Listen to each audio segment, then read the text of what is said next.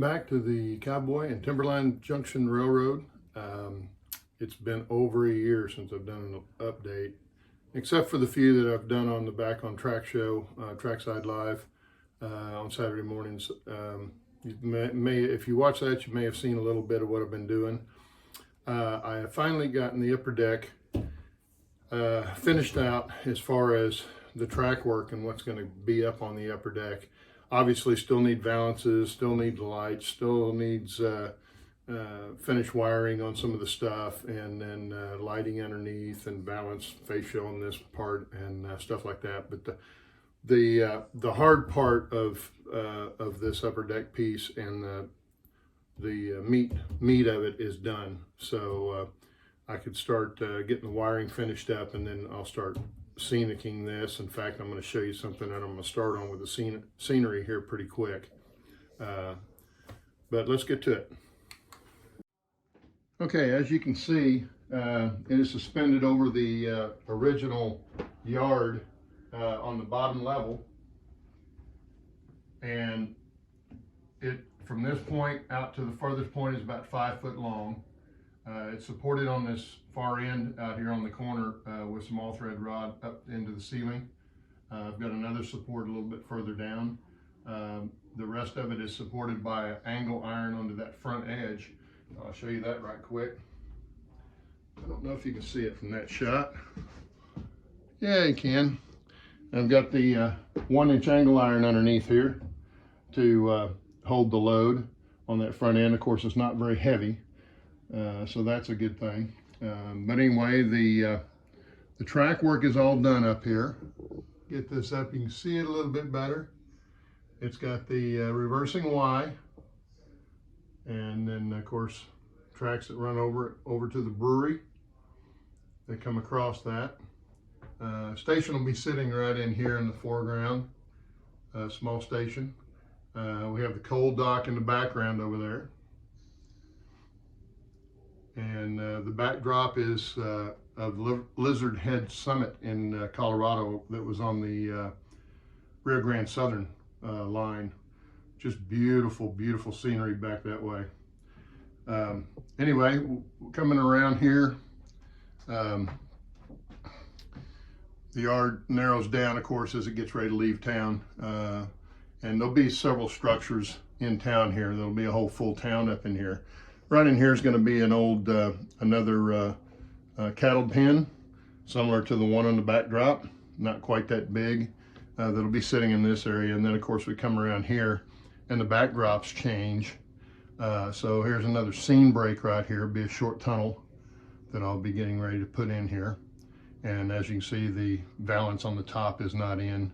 Right here at this point, the valance is going to actually come up a little bit higher. Not a lot, just about the size, about the height difference of the backdrop up there. So then it'll come around and be about the same height as it is over here. As you can see, this scene here from the bottom deck all the way up to the top valance is all one scene in this area. And then of course I had a scene break over in this corner coming from the Summit Y over the top of the lower deck there. So what my immediate plans are right now is to get this finished wired up. Actually, all the wiring's done. I built this in 2 sections. The division point's right here, and I could flip them upside down in my shop, and they were all wired down there. Then I just cut the tracks across the divide here, and when I brought it back up and put it together, everything fit really well. So I'm happy with that.